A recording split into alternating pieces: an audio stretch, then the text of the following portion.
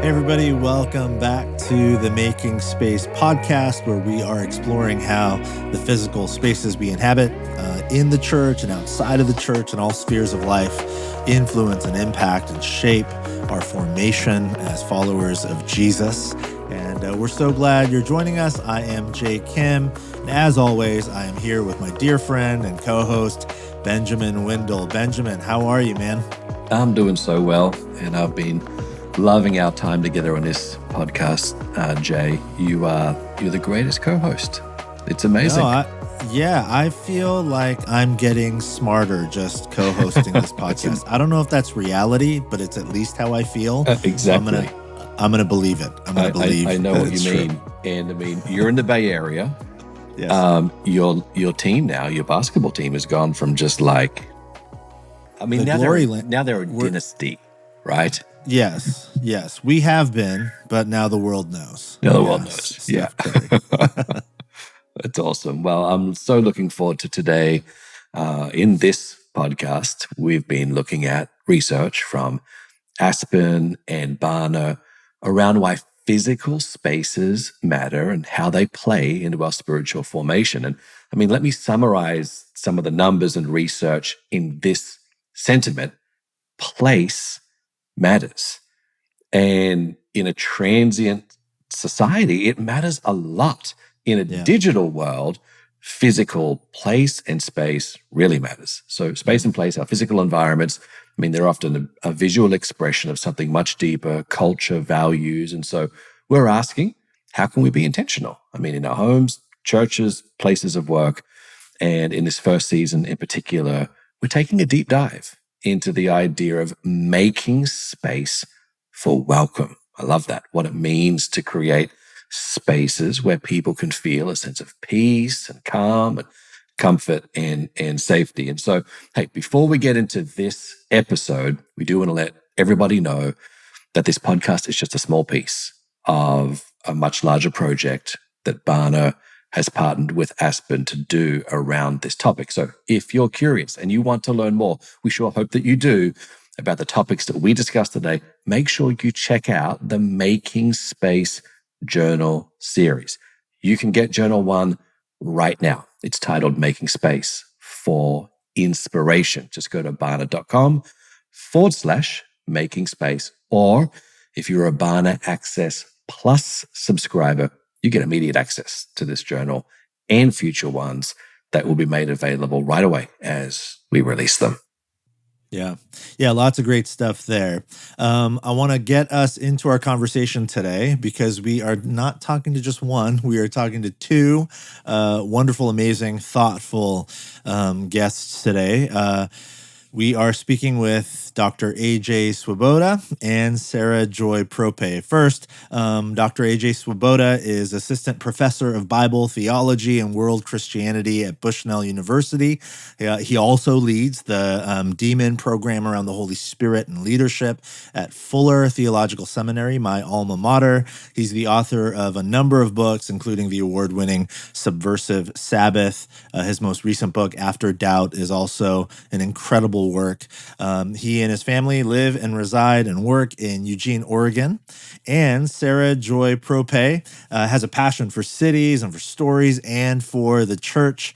She loves imagining how the church can be active and faithful participants in city planning and development to bring hope and redemption. And that passion led her in 2014 to begin the Proximity Project. I love that name, as a way of integrating her faith and her work. And now through the avenues of placemaking and real estate development, she empowers churches to connect their mission and their story to the physical place and location, the neighborhoods in which they reside in both creative and dynamic ways, which is so kind of right at the intersection of the conversations we're having here. So welcome to the show, AJ and Sara Joy. Thanks so much for being on with us. Thank you. It's great to be here. When Barna did their recent study with Aspen, it did something really interesting. They gave photos of everyday places, a wide variety of everyday places, and they asked people to look at these photos and to choose the place that they would go in a variety of particular situations. Things like, when you feel like you're desiring community or feeling lonely or needing prayer, these sorts of deep, meaningful moments in life. What was really fascinating is that photos of nature out in nature were consistently the top response. So I want to ask both of you, what do you think why do you think that is? Why is it that intrinsically human beings, in those moments of depth, in those moments when we have real human need, why is it that people feel this pull toward nature? And then sort of attached to that, how might some of those values contrast with the values of some of the design of our church buildings in sort of the modern world? And I'd love to hear from both of you. So maybe Sarah Joy, you can start, and then AJ, we'd love to hear from you as well on that. Sure. Well, I think that people are just really drawn to beauty. And I think that beauty really speaks to how we are created and the design of us as God as cultivators of this earth and cultivators of beauty. And so I think that that is so often found in nature. And I would also say that nature is also something that is unexpected, right? So people are looking for something that brings them delight in unexpected ways. And I think being out in nature, you're really able to get a perspective outside of yourself and beyond yourself. And so that really speaks to some of that transcendence and that beauty that people are looking for. And also, I would say that being outside lowers some of that threshold of risk. When we think about enclosed spaces, a lot of times those are more intimate, vulnerable places, but being outside really allows us to engage in new ways and maybe less risky ways. And so I think that there's something that people are really drawn to in nature in that way. Yeah. AJ, would love to hear your thoughts. Yeah, I mean, as an evangelical charismatic who typically charismatics don't delve into this kind of conversation a whole heck of a lot. So as somebody who thinks about this a great deal, has written a good deal about it. I consider myself a Jesus-loving tree hugger. Although in the evangelical tradition, it's kind of awkward. It's more like a side hug more than anything. We tend to kind of have a weird view of creation and nature, and kind of a lower view of the natural order. Why are we so drawn? Well, we were made for a garden. I mean, we were created for a natural space, and our very nature, our very being was that we were made to walk with God in a garden. And when you remove the garden space from our life, something that we're intrinsically created for is lost. When I go to places like England and when I go to Europe, whatnot, I'm always struck that in churches in those kinds of environments, the space really does beckon imagination a lot more than our spaces do. For example, when you go into a church, an Anglican church in Britain, you have to walk through a cemetery to get to the church, and something is lost in our. We've lost the spatial dynamic of what church is intended to. Church has historically been where you would have a cemetery, you'd have agricultural backgrounds, that's lost. And something tragically is lost when we no longer connect with garden spaces.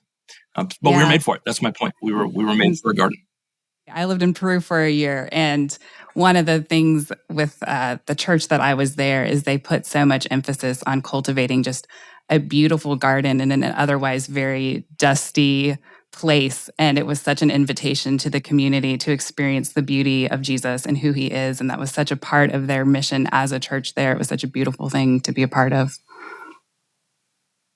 Well, another related trend that Barna found across nearly every demographic, generationally, regionally, income level, race, etc., the majority of people consider nature to be a transcendent place. I would relate to that.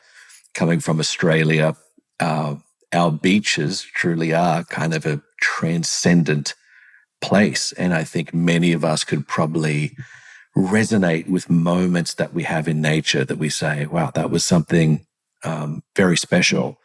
What is it about nature that can inform and help our spiritual formation as Christians? AJ, I'd love you to start there. Yeah, the transcendence of the natural order. There's a balance and a tension there, in the sense that the very first, while we were created for a garden, the very first thing that happens in the garden is when humans turn from God to the words of the serpent, is that they turn from the creator to the creation. And there's two distinct moments. They cover themselves with fig leaves, and then they run to the trees.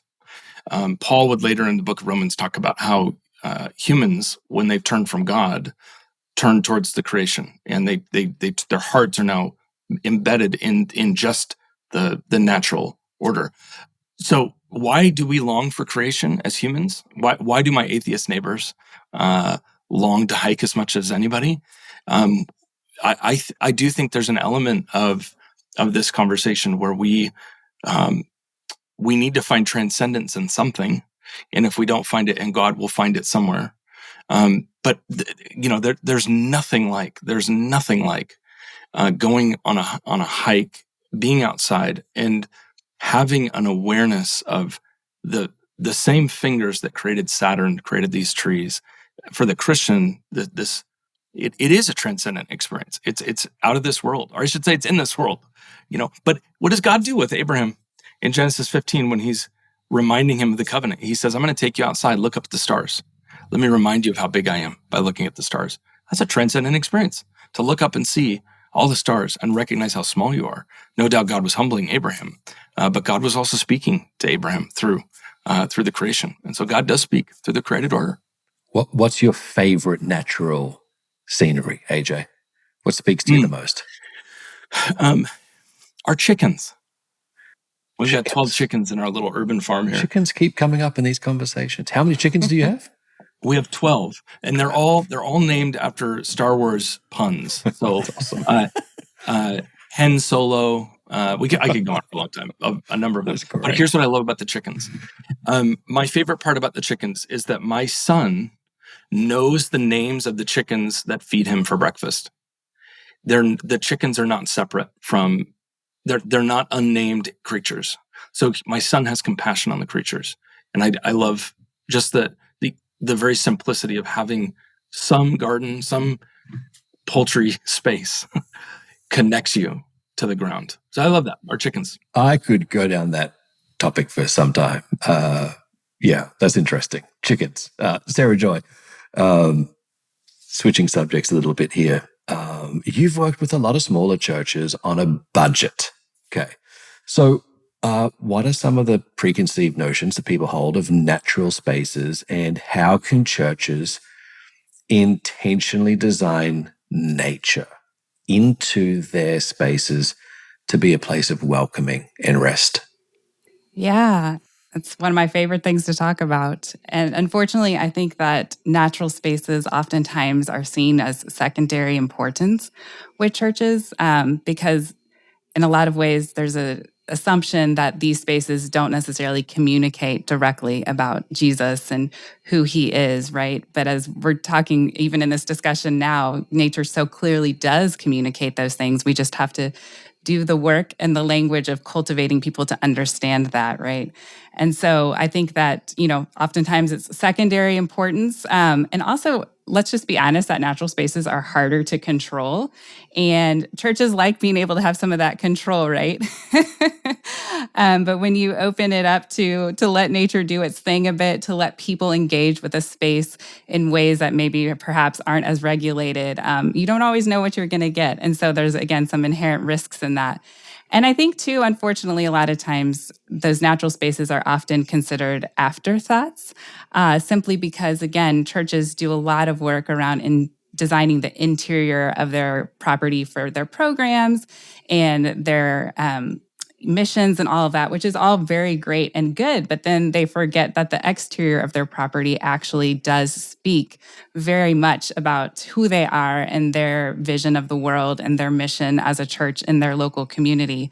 And so I think, again, changing that perspective and helping churches understand that the exterior of your property is actually this amazing opportunity to communicate your mission in ways that you haven't probably thought about before. That's the work that I love to do. And so, I always encourage churches to really consider what are some ways that you can bring activity to the edges of your property, to really invite people to start understanding your place in the community. And in placemaking, which is a lot of the work that I do, we always say active edges make for active interiors.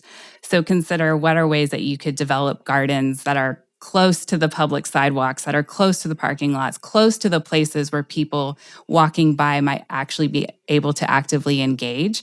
And so that's something to really consider about the placement of some of those exterior activities and those beautiful natural places and spaces on your property. Where you locate them is really important. Also, just creating pockets of seating, that's really valuable. We live in a very hurried culture. And so having places to rest and thinking about how that seating gets set up again on the property and being strategic with that, because a lot of times I see church properties that have one lone bench maybe parked in the middle of, some gardens, which is great, but it's always a little awkward to sit by yourself on a bench, right? So maybe have some additional seating, different ways, movable seating, ways that people can shape that space to really encourage conversation and change it up in a way that they might see fit for whatever conversations that they're having. And also, really, it's important to make sure that people feel protected and have a vision towards the activity that's happening. So again, where you place that seating, making sure there's some semi-enclosure where their backs are protected, but they're also able to get a view of street life and activity or whatever might be happening around the property. And including several things to do. I always say, put up bird feeders and wind chimes, engage all the senses, have people really feel present and embodied in the place. So those are some things that I always encourage churches to consider as they're thinking about how they might develop natural spaces on their properties. Yeah, that's so good. As I'm listening to both of you in these last few moments, I see there's this beautiful through line. Sarah Joy, what you're talking about to me sounds quite a bit like blurring the lines of what is a very common sort of compartmentalization in particularly in the modern West, where we think about all of life, including our physicality, as these compartments of life, and often you show up to a church building. I'm just looking out my office window, looking at our building now, a little convicted because I see one lonely bench. But, and I'm thinking about I'll sit with you on the bench, Jay. That's right, me and Benjamin. But I'm thinking about how, you show up and you think, okay, this is the parking lot. And then I walk from my car through a row of, 3 or 4 trees. And then I walk into the lobby or the foyer. And then here's the worship center or the sanctuary or whatever. And that's a very natural way of thinking about it, because spatially we even create that sort of space, and we lose. That's not necessarily bad, but we lose in that the sort of holistic connection. And I think the through line, it makes me think, AJ, when you're talking about, and this has come up in other conversations on this podcast, like your kids know where their eggs came from because these are chickens that they know and have named. There's a connection to, instead of my kids just think the eggs came from the fridge, right? Because we don't have chickens, and they just think that's how it works. Dad opens the fridge and there's an egg, and they lose the sort of cohesion of a whole life and the gift that is life. So as I feel convicted, both as a follower of Jesus and as a leader in the local church, AJ, specifically, I want to ask you, you've done a lot of work on the theology of nature and ecological sort of conservation. So as church leaders who are thinking about this, and as followers of Jesus who are thinking about this, if they feel convicted and they're like, okay, I want to create more of a holistic through line in my life and in the life of our congregation. So maybe the practical thing is like, I'll plant a couple more trees or something, is that enough? Or is there more we can do? And maybe not even just more, but a sort of philosophical shift that needs to take place as we think about creating these through lines so that our spaces become, like you've both said, emphasize beauty and the garden and that from which we were made and that which we were made for. Man, are planting trees, is that an important part of this? Absolutely it is. Is us learning how to recycle our bulletins important? Absolutely. Is having recycling available in our churches a critical component of all this? Yes.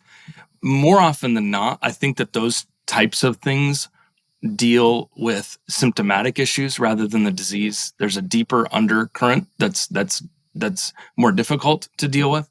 And that is that really, and I'm sort of channeling a little bit of Dallas Willard here, who used to say that the smartest guy in any room is always Jesus. It doesn't matter if you're with doctors, dentists, or whatnot. Jesus is always the smartest guy in the room. I don't think there is anything better for the environment, period. Hands down. There's nothing better for the environment than actually following Jesus. The ways of simplicity, of forgiveness, the ways of, 90% of the stories in the Gospels, Jesus is walking somewhere. He's, that's all he had. There's nothing better for the environment than following Jesus. And a holistic approach towards life, where we do not separate creation from worship, but actually see being in the garden and worshiping God as one entity. I've often said, I don't think there's one organization in the world that buys more fake green ferns than the church. I don't know why this is the case, but we have more fake green ferns than any other organization in the world. Why do they have to be fake ferns? Let's put some real ferns in our churches. Bring creation into the environment of space. Let's do what the Anglicans do, which is they have the day of blessing the pets. You bring your pets in, and literally a day where we bring creation into the man. I know that would sound crazy in a lot of churches, but when you read old Puritan preachers, all their metaphors and all their sermon illustrations were from creation. There's a reason they lived outside. Yeah, that's great. Sarah Joy, do you have thoughts on that as you kind of work with churches? Blurring these lines, creating these through lines. Yeah, I think one of the things that I've really encouraged churches to consider in this is when you understand how lavish God is with creation and how much creation is truly a gift and truly dependent we are on the land in terms of, when I plant my community garden every year, I pray over my seeds because I have no control as to whether those seeds will actually sprout and produce, but I know that Jesus does. And so I think the more we can think about life as this dependency and this gift, the more free you become as a church to share that gift and to really cultivate it in a way that's good for the community. And so, as AJ was saying, do the work of planting the real ferns, of planting the real trees, of cultivating the realness of life. And I think as the more you invest in that and the more you understand the lavishness, as you experience that, the more you actually want to give back and give that gift to others. And so I think that that's something I would encourage. Yeah. Such great thoughts. Well, as we wrap up, I'd love a quick closing thought from both of you. What practical encouragement would you offer pastors and churches who really want to create places for people to connect with nature? Any closing thoughts on that? Yeah, there was a book written a number of years ago by Richard Louv called Last Child in the Woods that talks about this idea of nature deficit disorder, this big idea that kids don't get outside anymore. We put them in front of video games and they don't get outside anymore. And I think there is a rampant in church life, in particular in more conservative and evangelical churches that I tend to float in. There's a nature deficit disorder in the church. And this is a really important part of discipleship. It's a really important part of moving forward. I would say, first of all, there's a brilliant climate scientist by the name of Catherine Hayhoe who loves Jesus deeply. Read everything she's written. She loves God with all of her heart and is giving the church gifts of knowledge from her work. So I would say that. And I would say, secondarily, you can easily begin with Sarah's points. You can easily begin just by integrating simple points of touch with creation in our worship services, be it bringing creation into the actual spaces or rethinking the outside space so that it really becomes almost a central park in a world of chaos, that the church becomes a central park of grace in a world of tremendous chaos. So I think those good reading out there, and as well educate yourself, and as well the rethinking spatial dynamics, I think is a really critical part. Agreed. I would say don't be afraid to just start small. I think, again, so often churches look to a landscape architect, they design a huge master plan, which suddenly has a $100,000 bill attached to it, and they get paralyzed and they stop. And so I always say, just start small, put out some pots with flowers, put out some herbs, invite people to sit in spaces, put up some bird houses, some bird feeders. Just do these small things and begin to see what kind of life it stirs within your congregation and with the property. And also put up signage. People so often don't know that they're free to engage with places. And so I think that's also a very simple way to consider how you invite people to use space as you develop these little pockets of nature and seating on your properties. So it doesn't need to be big and expensive. Just dip your toes in the water, get your hands dirty. Yeah. Man, this is such thought-provoking stuff that I think so many of us listening, myself included, probably don't give enough time and energy to. So to both of you, Sarah Joy, Dr. Swoboda, thank you both so much for provoking our thoughts, our imaginations, and for your work and your time. Absolutely. Thank you. It was great. Oh man, Benjamin, there was a lot there. Again, for me, so much just living in a suburban/urban sort of context, serving in a church where the overwhelming majority of our people live in those contexts. It's got me thinking all sorts of thoughts about how we might creatively integrate nature, and creation in a way that's really meaningful and formational. What stood out to you? Time for you to do a road trip up to the Redwoods. I know. Not far from you. Up there. I was just up there, actually. I mean, California has spectacular natural scenery. Yeah. So much of that was very helpful to me. And I don't think it is an easy, it's not necessarily an obvious and easy solution for pastors, right? Yeah. This connection between nature and the need for it. And as both of our guests mentioned, and particularly Dr. AJ, we have largely removed a lot of that from our modern day facilities. I mean, in my stream of church, absolutely, they've become darker, theater, concert kind of environments, which is not a critique, it's just a reality. But I think one of the costs to that, I mean, thank God one of the costs is the plastic ferns are gone. But the thought of how do we introduce nature when the research that Barna and the Aspen Group are showing us is saying, hey, people find this transcendent. People connect with God through nature. It's a very important question maybe for us that are pastors and church leaders and so forth. We ought to give that some contemplation and wrestle with that a bit. Yeah, I absolutely agree. This is this might feel like a bit of a rote or tired statement, but truly, my wife and I, we take our 7-year-old and our 4-year-old hiking every Saturday morning. And we do it because the rest of their life is so not in nature. And we just feel like it's so necessary. And this is the statement that I think, we've heard a million times, but it's because it's so true. I feel so very human when I'm hiking with my kids in a way that's really unique, in a way that's easy to forget, sitting in, and no complaints. I mean, it's really beautiful, but sitting in my office or in all of these sort of concrete jungles in which I find myself. Jay. And you know what? Yeah, you can hike in California because you have no humidity. That's right. And you don't have deadly snakes, right? Yes. Hiking in Australia is called surviving. That's right. That's why you're a true man, Benjamin. Yeah. And going just for a boy. walk and surviving. That's right. Oh man, this is such a good conversation. Hey, as you're listening, we just want to remind you one more time. Again, this podcast is one part of a larger project, and our hope is that this helps. That this can provoke your thinking, expand your imagination, and help you both personally and communally with your church become more faithful followers of Jesus. So as a part of that, we just want to remind you that the journal is available to you, Journal 1, as a part of this project, Making Space for Inspiration. It's live now. Check that out on the Barna website.